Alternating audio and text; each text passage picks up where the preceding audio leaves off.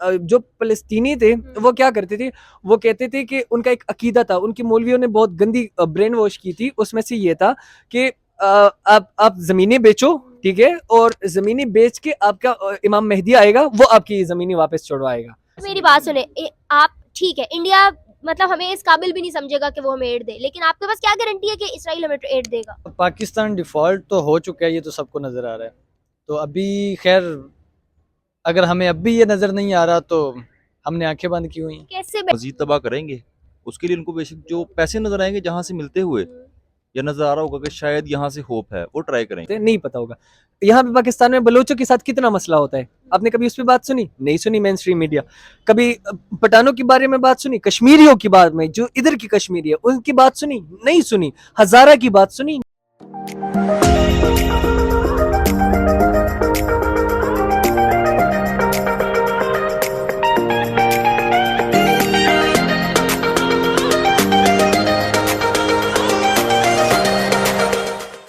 अस्सलाम वालेकुम, नमस्ते, सत श्री अकाल व्यूअर्स, आई मैं शनाज और आप लोग देख रहे हैं मेरा और आपका यूट्यूब चैनल। आज इस वीडियो पे मैं पाकिस्तानी आवाम से सवाल करने जा रही हूँ। मेरा सवाल ये है कि पाकिस्तान के पीएम शहबाज शरीफ साहब ने एक ज्यू फैमिली से एड मांगी है।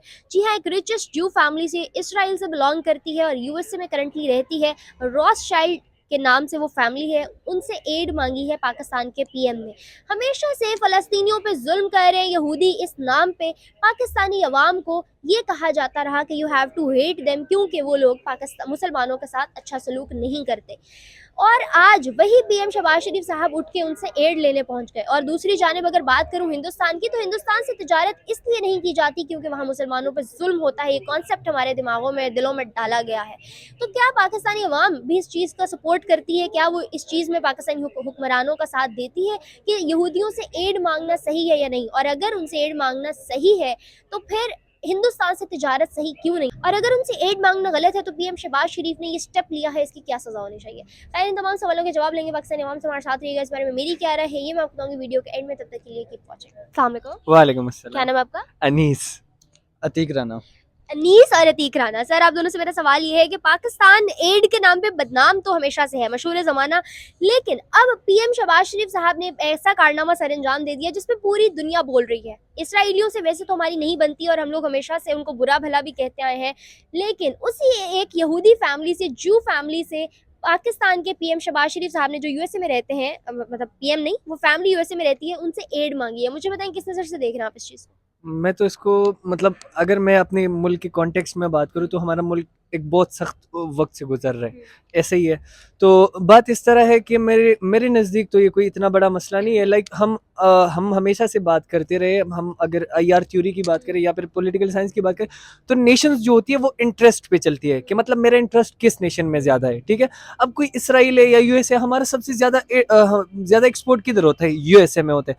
तो मेरे नज़दीक तो ये इतना बड़ा मसला नहीं है। हालांकि अगर मैं तो अब भी कहता हूँ, मैं अपने दोस्तों के साथ अक्सर डिबेट भी करता रहता हूँ कि इसराइल को तस्लीम करना चाहिए, हमें तस्लीम करना चाहिए, तो हमारी म्यूचुअल वो हो और हमारे मिडिल ईस्ट के साथ अच्छे ताल्लुकात बने ताकि हम आगे आगे और सरवाइव कर सके। तो सर ठीक है, आपने कहा कि हमारे उनके साथ ताल्लुकात अच्छे होने चाहिए, मिडल ईस्ट में वो सारा कुछ, मुझे बताएं फिर दूसरी जानिब हिंदुस्तान के साथ दुश्मनी किस बात पे है? सबसे ज्यादा ट्रेड का बेनिफिट तो वहां हो सकता है, फिर हम अगर इसराइल के साथ बना रहे हैं, उनसे मदद मांग रहे हैं, तो फिर हिंदुस्तान के अंदर हमारी ईगो क्यों आ जाती है? असल में हमारी ईगो का मसला नहीं है, ये हमारे इस्टेब्लिशमेंट और कुछ इदारों का मसला है। अगर अगर हमने फ़र्ज करो इंडिया के साथ ट्रेड ऑन कर दिया, हमारा तो सारी दुकानदारी बंद हो जाएगी। अब हमारी दुकानदारी बनेगी, बंद होगी, हमारी आर्मी किधर जाएगी? हमारी आर्मी किस चीज़ के नाम पे इतना बजट खाएगी?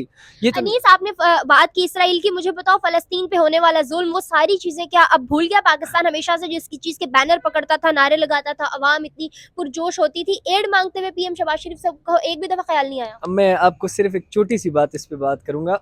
इसराइल हमसे कितना दूर है, मतलब पलस्टाइन हमसे कितना दूर है? बिल्कुल हमारे इंसानी तौर पे हम उसके लिए आवाज़ उठाएंगे, हम कहेंगे कि यार ये चीज़ गलत हो रही है। चाइना में मुसलमानों पे कितना जुल्म हुआ, आपको पता है? नहीं पता होगा, ऑब्वियस सी बात है, नहीं पता होगा। यहाँ पे पाकिस्तान में बलोचों के साथ कितना मसला होता है, आपने कभी उस पर बात सुनी? नहीं सुनी मेन स्ट्रीम मीडिया। कभी पठानों के बारे में बात सुनी? कश्मीरियों की बात में, जो इधर की कश्मीरी है उनकी बात सुनी? नहीं सुनी। हजारा की बात सुनी? नहीं सुनी। हम हमारा क्या है, हम हमसे इतना दूर है और हम जाके उन्हीं की आवाजें खींचते रहते हैं या उनके लिए आवाज उठाते रहते हैं। तो ये हमारा सिर्फ एक चूरन है, एक चूरन है जिसको हम बोलते हैं बेच रहे। चूरन है मुस्लिम उम्मा का। मुस्लिम उम्मा का कोई कॉन्सेप्ट ही नहीं है। अगर अब मिडिल ईस्टर्न कंट्री में चले, मतलब काबा उनके पास है, ज्यादा हक उनका बनता है, वो ये बात नहीं करते। हमें ये मसला होता है कि मुस्लिम उम्मा है, मुस्लिम उम्मा है। मुस्लिम उम्मा की नहीं, इंसानियत के तौर पे मैं उसको कंडेम करता हूँ। इसराइल को मैं कंडेम करता हूँ कि वो मुस्लिम, लाइक अगर हम पिछली हिस्ट्री में जाए, 1950s की बात है, हमारे बच्चा खान उधर गए हुए थे, तो उनमें एक मसला था। आपको पता है, जो फलस्तीनी थे वो क्या करते थे, वो कहते थे कि उनका एक अकीदा था, उनकी मौलवियों ने बहुत गंदी ब्रेन वॉश की थी। उसमें से ये था कि आप जमीनें बेचो, ठीक है, और जमीनें बेच के आपका इमाम मेहदी आएगा, वो आपकी जमीनें वापस छुड़वाएगा, ठीक है। ये उनका कॉन्सेप्ट था। मतलब तब की बात है, बच्चा खान ने अपनी किताब मेरी life, my life and my struggle में ये लिखा हुआ है कि मैं उनको देखा, मैंने कहा कि ये क्या बदबख्त कौम है, ये मतलब अपनी जरखीज जमीनें सारी इसराइलियों को बेच रहे हैं, मतलब जो यहूदी है, अब यहूदी फैम उनको बेच रहे हैं। अब आगे इनके लिए मसला होगा, इनको कुछ नहीं पता। ये वही जिस तरह हम पश्तून, वो कहता था, जिस तरह हम पश्तून मुल्ला के नाम पे तबाह हो रहे हैं, इसी तरह ये फलस्तीनी भी जो है ये भी तबाह हो रहे हैं। तो आप ये कहना चाह रहे हैं कि फलस्तीनी अपना बोया हुआ काट रहे हैं? बिल्कुल ऐसा ही है, किसी हद तक। मतलब मैं जुल्म की मुकम्मल खिलाफ हूँ, मैं बंदूक के खिलाफ हूँ, मैं अमन के साथ हूँ। लेकिन अगर हम देखें कॉन्टेक्स्ट में, हिस्टोरिकल कॉन्टेक्स्ट में, जो चीज़ हमसे छुपाई जाती है वो यही है कि इन्होंने खुद ये ज़मीनें उनको बेची है। सर अनीस, फिर ऐसा तो बहुत कुछ हमसे भी छुपाया जाता है, हमारी हिस्ट्री में भी छुपाया जाता है। हम लोग हमेशा से इंडिया को बहुत बुरा भला कहते आए हैं, उनके बारे में सोचते आए हैं। बच्चे को हम ऐसे जो है ना उसकी बेस बनाते हैं, उसको ट्रीट करते हैं कि you should have to hate India, क्योंकि भाई वो हमारा दुश्मन है। हम उसकी ब्रेन वॉश करते हैं, उसको क्रिटिकल थिंकिंग का मौका नहीं देते। इन सारी चीज़ों के बाद भी हम ट्रेड का, तजारत का, एड का, ऐसी कोई जो है ना उनके साथ राय हमारी नहीं मिलती। But on another hand side हम सारी जिंदगी जिस इसराइल को फलस्तीन के नाम पे कोसते आए, बुरा भला कहते आए, आज उसी से बगैर अपनी आवाम से राय किए, बगैर अपनी आवाम से जो है ना यकजहती दिखाए, वो पीएम साहब वहाँ पहुँच गए हैं एड लेने। तो मुझे बताएं ये कहाँ का असूल है? बीइंग अ ह्यूमन बीइंग या बीइंग अ पाकिस्तानी, आप इस चीज़ को एग्री करते हैं, एडमिट करते हैं? मैंने आपको पहले भी अर्ज किया एक चीज़ कि मतलब मुल्क जो होती है वो मतलब जाती अना के बेस पे नहीं चलती, इंटरेस्ट के बेस पे चलती सर है। फिर वही जाती इंटरेस्ट है ना, वो सारी चीजें इंडिया की दफा कहाँ जाती मैं तो इंडिया के हक में हूँ। अगर इंडिया के साथ हमारा ट्रेड खुलेगा, सबसे ज्यादा फायदा कसम से एक पाकिस्तानी को होगा, मुझे होगा, आपको होगा, खास तौर पे जो पंजाब वाले हैं उनको फायदा होगा। वो तो आपका मतलब आबाई, अगर हम आबाई मुल्क है, आपका सारा कल्चर तो उधर पड़ा हुआ है, आपके पास तो कुछ भी नहीं अपने कल्चर के नाम पे, अगर हम सच बात करें, ठीक है। तो हम इसके हक में, हम हमेशा से इसके लिए आवाज उठाते रहे। हम अफगानिस्तान के ट्रेड, मतलब उस दिन जावेद अख्तर साहब आए थे इंडिया से फेस फेस्टिवल में, उन्होंने एक बहुत प्यारी बात की, कहते हैं मुल्क अकेले तरक्की नहीं करता है, खित्ते तरक्की करते हैं। मतलब अगर हम देखें तो यूरोप, वेस्टर्न यूरोप एक हाल में है, पूरा वेस्टर्न यूरोप, ईस्टर्न यूरोप पूरा एक हाल में है, नॉर्दर्न यूरोप, नॉर्थ अमेरिका पूरा एक हाल में है, साउथ अमेरिका पूरा एक हाल में है। तो कहने का मकसद ये है कि जिस खित्ते में जिस तरह से एक मुल्क होगा उसी तरह से वो तरक्की करेगा। मतलब मुल्क अकेले कभी तरक्की नहीं करेगा, बायलैटरल रिलेशन से तरक्की करेगा। ठीक है नहीं, इसमें टोटली एग्री करती हूँ आपकी इन सारी सिचुएशन से। मतलब at the end of the speech आप जो है इसका सारा मलबा फेंकोगे पीएम शहबाज शरीफ साहब पे। हमारी जो है ना किस ऐसे इदारा है जो आपको लगता है कि इसमें सबसे ज़्यादा ब्लेम उसको किया जाना चाहिए कि यार जो हमारे सिस्टम को अच्छे से नहीं लेके चल रहे, कि अवाम खुद कंफ्यूज हो गई है कि हमने किसको सपोर्ट करना और किसको नहीं करना। एक टाइम पे हमने फ़लस्तीन के अगेंस्ट बोलना है, दूसरे में हमने उनसे मांगने पहुंच जाना है। एक टाइम में हमने इंडिया के अगेंस्ट प्रोटेस्ट करने हैं, कश्मीर इशू को रेज करना है, और दूसरे में हमने उनके नीचे लगना है। तो बेसिकली हमारा माइंडसेट क्या बन रहा है यूथ का, क्या चाह रहे हैं ये लोग? मैं असल में अगर हम बात करूं तो सबसे ज़्यादा, जो आपने क्वेश्चन पहला पूछा कि सबसे ज़्यादा गुनाह किसको देते हैं, मैं हमेशा से ये मुल्क हमारा नहीं है, मतलब आप आम शहरी का नहीं है, ना पॉलिटिशियन का है, ये मुल्क आर्मी वालों का है। ये उस एक इंस्टीट्यूशन का है जो इतना स्ट्रॉन्ग हो गया है कि अब उससे हम उसको कंट्रोल नहीं कर पा रहे हैं, सबसे ज़्यादा स्ट्रॉन्ग हुआ है। तो मैं उस इंस्टीट्यूशन को ब्लेम करता हूँ। और अगर देखा जाए तो मतलब हमारी सारी दुकानदारी उस पर चलती है, मतलब इतना सारा बजट। आपको मैं एक सिंपल सी एग्जांपल देता हूँ, मतलब आपका दुश्मनी होगी तब आप चौकीदार रखोगे, अपनी सिक्योरिटी स्ट्रॉन्ग रखोगे, उसको बंदूक की दोगे, उसको चीज़ें दोगे, ठीक है। आपकी दुश्मनी नहीं रही, आप इतना मतलब उसको नहीं करोगे ना। तो सिंपल सी बात है, आप इसको अगर देखा जाए मुल्क के कॉन्टेक्स्ट में, तो हमारी आर्मी स्ट्रांग ही इस वजह से है कि हमारी इंडिया के साथ दुश्मनी है। अनीस ये बात आपकी मैं टोटली एग्री करती हूँ। मुझे और भी बहुत से ऑडियंस जो पढ़ी लिखी है, जो थोड़ी सेंस ऑफ ह्यूमर की मालिक है, उन्होंने ये बात कही, मैं एग्री करती हूँ इस बात से। लेकिन दूसरी जानिब आप ये भी तो देखो, जिस डिफेंस और सिक्योरिटी के नाम पे ये सब कुछ हो रहा है, वो डिफेंस और सिक्योरिटी मुल्क के अंदर तो है नहीं, बाहर वालों से हमें खतरा है। आपको पता है इस्लामाबाद F9 में परसों की बात है रेप हुआ, F11 में हुआ, ये सारे सिनेरियोज अंदर पेशावर बॉम्ब अटैक हुआ, उसके बाद कराची बॉम्ब ब्लास्ट हुआ, इस्लामाबाद में बॉम्ब ब्लास्ट हुआ, बलूचिस्तान का क्या हाल है, सिंध किस हाल में पड़ा हुआ है। इन सारे सिनेरियोज को देखने के बाद हैदराबाद वाला सीन, मुझे बताएं कि फिर हम क्या करें उस डिफेंस का जो सिर्फ लोग दूसरे मुल्कों से बचाने के लिए, मुल्क के अंदर वाले दहशतगर्दों से तो हम बच नहीं पा रहे फिर भी। असल में अगर हम देखें तो ये भी हमारी कुछ पॉलिसीज़ का, जिसको मैं ज़ाती तौर पे सुसाइडल पॉलिसीज़ का करता हूँ। जो अभी फॉल ऑफ काबुल हुआ था, उसको लेके हमने जो मतलब यहाँ पे एक जश्न मना था। अब पंजाब में, खासकर केपी में भी, पंजाब में भी, और पाकिस्तान में ओवरऑल एक जश्न मना था कि तालिबान की हुकूमत आई है। ठीक है, तो हमारी कुछ सुसाइडल पॉलिसीज़ है, वहाँ पे बताया गया है कि फैज साहब जी वहाँ पे चाय पी के आए तालिबानों के साथ, अब तो बस सब सेट है। तो ये अगर हम दहशतगर्दी की बात करें, हमारी मुल्क की इंटेलिजेंस हम कहते हैं दुनिया की नंबर 1 पे है। ठीक है, आपको आपके मुल्क में बॉम्ब ब्लास्ट होते हैं, आपके मुल्क में, और वो किधर बॉम्ब ब्लास्ट हुए? ठीक, मेरे बाबा का ऑफिस है उधर, वो सेक्रेट है, पेशावर सेक्रेट। आप पुलिस लाइन के अंदर जाते हो, पुलिस लाइन के अंदर कितनी चेकिंग होती है, वहां पे जाके आप बॉम्ब ब्लास्ट करते हो, तो आप सोचिए आपकी किस चीज की वो। और वो बंदा भी पुलिस यूनिफॉर्म में था। एग्जैक्टली। तो आप अगर ये चीज़ों को हम देखें, एनालाइज करें, तो ये हमारी जो सिक्योरिटी इदारे हैं, ये इनका सबसे बड़ा मसला है। ये मतलब हमें ये चीज़ बेचते हैं, हम नंबर 1 पे है, हम ये करते हैं, UN के लिए मिशंस करते हैं, ये करते हैं, वो करते हैं, बट अगर हम खुद, मैं एनालाइज करूँ एज अ पाकिस्तानी, तो मेरे लिए क्या प्रोटेक्शन है मुझे तो खुद नहीं पता। मैं इवन पुलिस की बात करूँ, मुझे डाकू से इतना खतरा नहीं है जितना मुझे लाहौर पुलिस से खतरा है। मतलब लाहौर पुलिस की बात करूँ स्पेसिफिकली, मुझे जितना उनसे खतरे, डाकू तो मैं मार दूंगा, मैं चपेट खा लूंगा, मैं कुछ और कर लूंगा, भाग जाऊंगा, पुलिस के साथ मैं क्या करूंगा। तो ये चीजें हैं, हमें मोस्टली जो खतरा है हमारी अपनी सिक्योरिटी इदारों से खतरा है।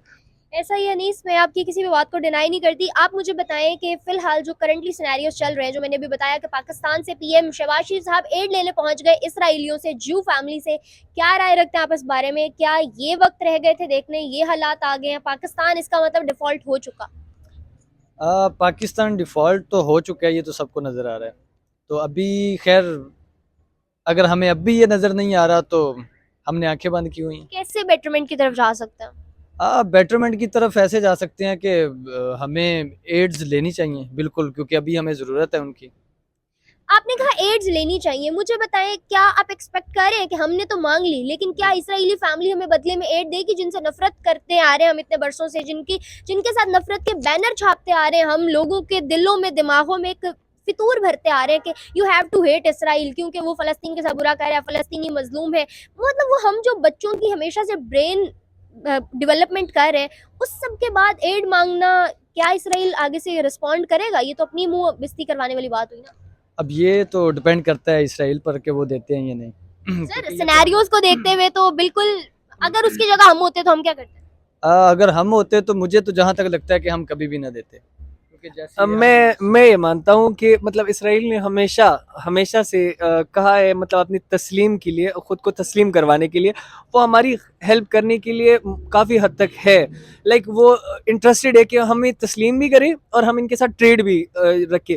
क्योंकि देखिए ना, मतलब नज़दीक मुल्कों को देखे ना हम, मतलब तुर्की है, एक मुसलमान मुल्क है, वो उनके साथ ट्रेड भी कर रही है। इवन सबसे ज्यादा जो क्लेम है वो तुर्की का है। ऐसा ही है, सबसे ज्यादा दुश्मनी इसराइल की तुर्की के साथ है। आज तुर्की अगर मुश्किल में पहुंचा है, 750 बंदा इसराइल की तरफ से गया है तुर्की उनकी हेल्प करने के लिए, पाकिस्तान में सिर्फ 52 बंदे भेजे हैं। Exactly. तो ये हालात, ये सिनेरियोज देख के तो हम शायद एक्सपेक्ट कर सकते हैं, लेकिन अगर वो इसराइल तुर्की के इस बुरे हालात में खड़ा हुआ है साथ, तो पाकिस्तान के भी खड़े हो सकता है। लेकिन उसके बाद हमें कोई शर्म का दामन पकड़ना चाहिए कि नहीं हम ऐसे ही रहेंगे?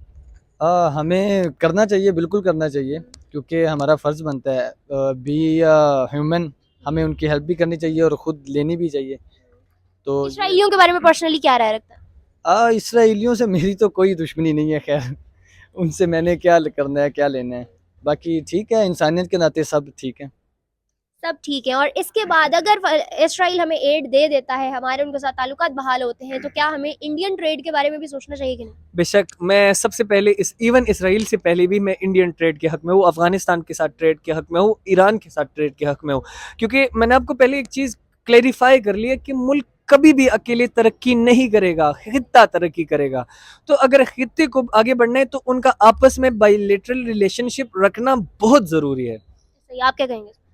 ठीक है, जैसा कि नीस ने कहा।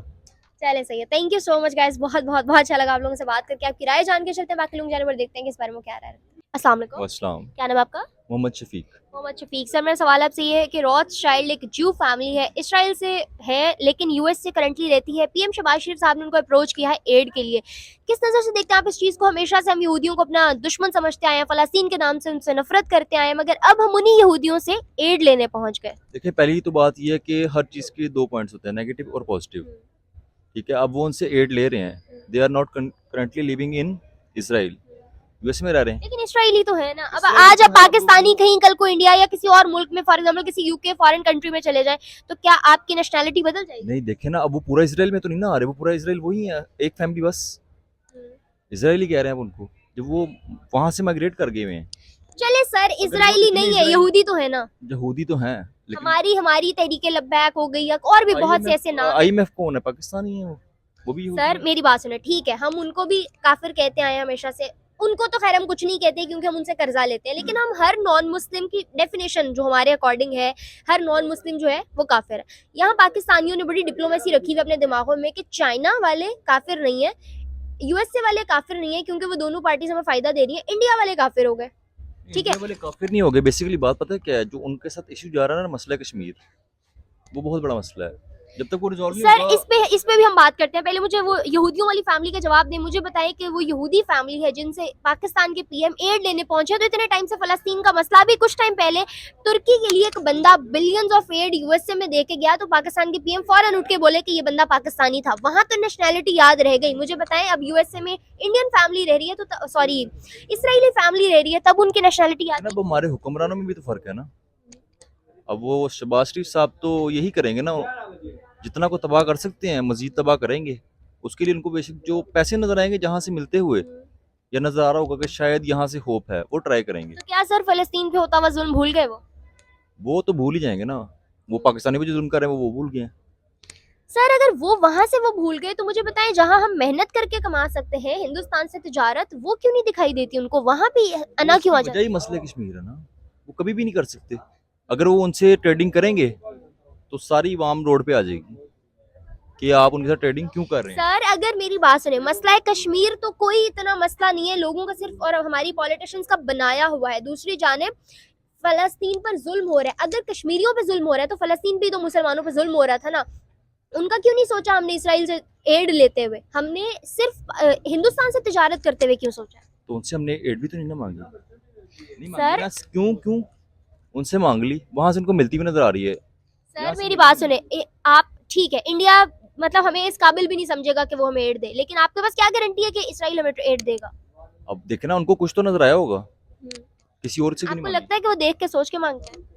नहीं, देख के सोच के तो नहीं मांगते, लेकिन ऑब्वियस सी बात है कि he is currently PM of Pakistan, ऐसी है तो कुछ तो सोचा होगा ना कि वो उसी फैमिली से क्यों मांगी है। सर देखें, वो रिचेस्ट फैमिली है, वो रिचेस्ट फैमिली है। उनका पैसा देख के, और हर चमकती हुई चीज सोना नहीं होती है, बात कहने के लिए तो बहुत अच्छी है, मगर फर्स्ट आई को जो है ना अट्रैक्ट करने वाली चीज, वो हर चमकती हुई चीज सोने वाली ही है। तो इसी तरह वो रिचेस्ट फैमिली है, बेशक वो ज्यू है, बेशक वो इसराइल से बिलोंग करते हैं, उन्होंने इस बात को नहीं सोचा। बट बीइंग अ पाकिस्तानी, आप मुझे बताएं कि कैसा अंधा एतमाद हमें करवाया जा रहा है कि इतने बरसों से हम फलस्तीन के पीछे जंग लड़ रहे हैं। अभी 2 साल पहले की बात है, कितने प्रोटेस्ट हुए, कितने बैनर्स हमने पकड़े, और आज उसी फलस्तीन के दुश्मन इसराइल से हम एड लेने चले गए। देखिए ना, मेरा फिर वही एक सवाल है आपसे कि इसराइल आप उनको पूरा कह रही हैं, ऐसी है? मैं पूरा नहीं कह रही, नहीं, मैं हमारी पूरा इसी आप कह रहे हैं इजरायली हैं वो, तो बीच में इसराइल के खिलाफ ही बात हो रही है ना, ऐसी है कि वो जुल्म कर रहे हैं। तो फैमिली अगर इजरायली है, they are too much rich, why they are not living in Israel? Sir royal family है, वो कहीं भी रह सकती है। वो आपकी नजर में पाकिस्तानी इतने अमीर है, मेरा शहबाज शरीफ के पास पैसा नहीं है, वो क्यों बैठा हुआ यूएस से? तो यहाँ से और इकट्ठा करेंगे ना। तो सर ये ऐसे ही कोई सिनेरियोज हैं, इस कहानी को छोड़ दें कि वो वहाँ क्यों है, वो उनकी मर्जी है कि वो वहाँ पे क्यों है। तो फिर इसराइल में नहीं ना आते वो पूरा। अगर उनको वहां से एड मिल रही है, उनको लेने दें, उनको मजीद मुल्क तबाह करने दें और कर्ज़ई करने दें। वो यही चाहते हैं कि बस उनकी फैमिलीज जितनी रहेगी नहीं है वो खुश रहें, बाकी उनको पाकिस्तानी नजर आते हैं कि उनको चले ठीक है, ये हो गया इसराइल की कहानी। फिर दूसरी जानिब क्या हमें हिंदुस्तान से तिजारत का सोचना चाहिए कि नहीं? सोचना चाहिए, क्यों नहीं सोचना चाहिए। बेस्ट चीज़ हो सकती है उनके साथ, हमारा हमसाया मुल्क है। तो फिर अभी आप कश्मीर इशू पे जो कह रहे थे बार बार, मुझे बताएं क्या कश्मीर इशू हमें सच में एक एजेंडा बनाना चाहिए कि निकल आने अब उससे बाहर से बहुत हो गया? अब तो देखे ना, उससे बाहर ही आ जाना चाहिए, क्योंकि इंडिया के 7 लाख फौजी वहां पे खड़े हैं और पाकिस्तान की सिर्फ है ही फौज उतनी 7 लाख। ऐसा ही है सर। अब खैर, हम उनसे बीट तो कर नहीं सकते उनको। इन द कंक्लूजन मुझे ये बता दें कि पाकिस्तान फिलहाल ये जो सारे सिनेरियोज फेस कर रहा है या जिनमें खुद अपने मतलब खुद खोए हुए खड्डे में गिर रहा है, इनसे बाहर निकलने के लिए हमें कितना टाइम चाहिए होगा, और आवाम को कब अकल आएगी, कब लोग इतना अपने पास नॉलेज रखेंगे कि वो सही और गलत में फ़र्क कर सकें? देखिए, अल्लाह पाक ने फरमाया हुआ है, जैसी अवाम वैसे हुक्मरान। ठीक है, तो जब अवाम ठीक होगी, हुक्मरान भी ठीक आ जाएंगे, ऑटोमेटिकली ये मसला हल हो जाएगा।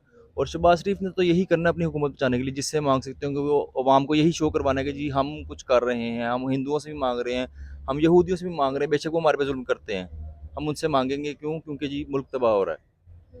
सर आपने अभी कहा कि हमारे नबी ने फरमाया, तो उन्होंने तो साथ में ये अल्लाह पाक ने फरमाया, उन्होंने साथ में हमारे ही बहुत सारे स्कॉलर्स ने, हमारे ही प्रॉफिट और भी बहुत सारी ऐसी हस्तियों ने उनका ही साथ में ये भी कहना था कि अल्लाह उनकी मदद करता है जो अपनी मदद आप करते हैं। तो जब हम खुद ही हाथ पांव नहीं हिला रहे, हम अपने मुल्क में प्रोडक्शन नहीं कर रहे, मैन्युफैक्चरिंग नहीं कर रहे, हम आगे फ्यूचर प्लान्स नहीं रख रहे, कुछ सोच नहीं रहे, कहीं से जो है ना इन्वेस्टमेंट नहीं ला रहे, तो मुझे बताएं इतने बरसों से एडी इकट्ठी हो रही है, इतने में तो नया पाकिस्तान बन जाता, वो कहाँ जा रही है? कैसे लाए ना, जो टैक्स पेयर हैं वो कौन है? Middle class, lower middle class, upper class कौन पे कर रहा है?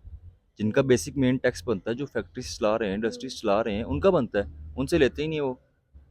तो फिर यही निज़ाम है ना, ये कैसे ठीक होगा?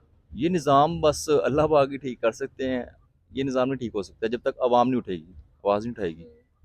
बड़े बड़े क्राइसिस देखे, लेकिन उन क्राइसिस के खिलाफ आवाज़ नहीं उठाई जाती कभी पाकिस्तान में, क्यों? बस देखे ना, बात पता है क्या है, मैं हूँ ना, मैं अपनी लाइफ में खुश हूँ। तो बंदा किसी मैं दूसरे अपनी का नहीं छोड़ देता सोचता, ऐसा ही है। मुझे बताएं हिंदुस्तान के बारे में क्या राय रखते हैं बींगा पाकिस्तानी? हिंदुस्तान के बारे में बीइंग पाकिस्तानी कोई राय नहीं रखते, क्योंकि जो मसला अभी तक चल रहा है, इसने हमें मजीद से मजीद तबाह करी जा रहे हैं वो। ठीक है, 90% ऑफ द बजट किसको जाता है? फौज को। पता है आपको? 90%। तो सारा बजट ही फौज को जा रहा है, तो क्या करेंगे फिर हम? इस मसले को ख़त्म कर देना चाहिए, ना लें कश्मीर। ऐसा ही है सर, आगे लेकिन भी तो जुल्म बर्दाश्त करें, जहाँ पे भी जुल्म होता है बर्दाश्त करें, करते नहीं फिर, जब नहीं कर सकते ख़त्म इसको तो। सर जुल्म की बात आपने की, अगर उस कश्मीर में जुल्म हो रहा है तो फिर जुल्म वही मुसलमान हैं फ़लस्तीन में, उन पे भी जुल्म होता था, फिर इसराइल के साथ हाथ मिलाना नहीं बनता था। और मैं ये नहीं कह रही कि मेरी सोच है नहीं बनता, ये इसी हुकूमत के बयान है कि नहीं करना नहीं बनता, आवाज़ उठाओ, खिलाफ रहो, और अब वही हुकूमत उनसे हाथ मिलाने जा रही है। मैं सिर्फ इस बात पे बोल रही हूँ। डूबती हुई अपनी हुकूमत को बचाना चाह रहा है ना, वो लोगों को ये दिखाना चाह रहा है कि वो बेशक हमारे पे जुल्म करते हैं, लेकिन हम बहुत मजबूर हैं। खैर मैं भी मतलब यही बेसिक मेरा एजेंडा भी बेसिकली यही है कि अगर वहाँ हाथ मिला रहे हैं एड के नाम पे, तो फिर हिंदुस्तान से तिजारत के नाम पे मिलाते तो वो ज्यादा बेनिफिशियल रहता है। Thank you so much. Time लगेगा ना, टाइम टेकिंग है वो। अभी जो सा आपको पता है, मुल्क के इस टाइम करंट हालात बहुत ज्यादा खराब है। सर यही तो हमारा सबसे बड़ा प्रॉब्लम है कि हम लॉन्ग टर्म प्लान करके सोचते नहीं है, हमेशा बिजनेसमैन को दूर की सोचनी पड़ती है, तभी वो कामयाब होता है। खैर थैंक यू सो मच, बहुत अच्छा लगा आपसे बात करके, आपकी राय जान के।